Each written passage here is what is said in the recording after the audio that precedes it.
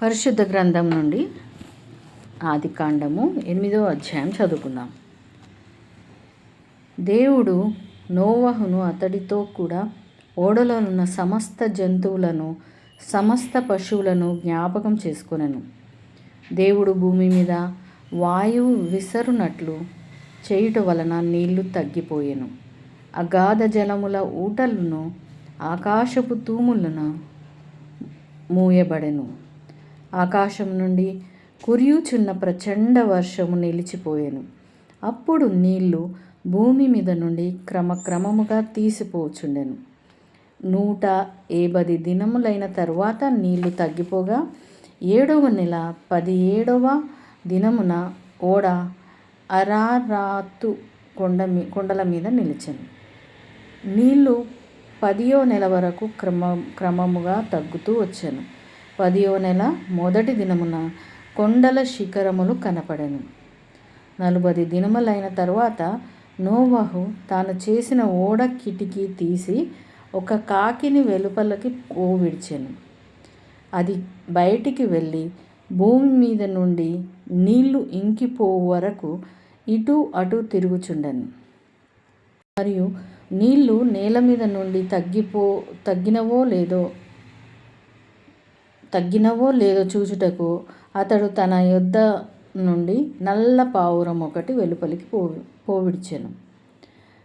నీళ్లు భూమి అంతటి మీద నున్నందున తన అరకాలు నిలుపుటకు దాని స్థలము దొరకలేదు గనక ఓడలోనున్న అతని యొద్దకు తిరిగి వచ్చెను. అప్పుడు అతడు చెయ్యి చాపి దాన్ని పట్టుకొని ఓడలోనికి తీసుకొనెను.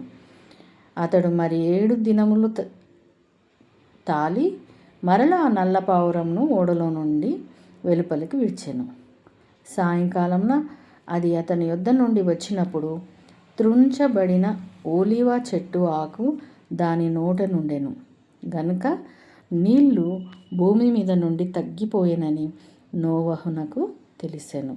అతడింకా మరి 7 దినములు తాలి ఆ పావురంను వెలుపలికి విడిచెను. ఆ తర్వాత అది అతని యొద్దకు తిరిగి రాలేదు. మరియు 601వ సంవత్సరము మొదటి నెల తొలి దినమున నీళ్లు భూమి మీద నుండి ఇంకిపోయెను. నోవహు ఓడ కప్పు తీసి చూచినప్పుడు నేల ఆరియుండెను. 2వ నెల 27వ దినమున భూమి ఎండియుండెను. అప్పుడు దేవుడు, నీవును నీతో కూడా నీ భార్యయు నీ కుమారులను నీ కోడండ్రును ఓడలో నుండి బయటికి రండి. పక్షులు పశువులు భూమి మీద ప్రాకు ప్రతి జాతి పురుగులు మొదలైన సమస్త శరీరాలలో నీతో కూడానున్న ప్రతి జంతువును వెంటబెట్టుకొని వెలుపలికి రావలను. అవి భూమి మీద బహుగా విస్తరించి భూమి మీద ఫలించి అభివృద్ధి పొందవలనని నోవహుతో చెప్పెను. కాబట్టి నోవహు అతనితో కూడా అతని కుమారులను అతని భార్యయు అతని కోడండ్రును బయటికి వచ్చిరి.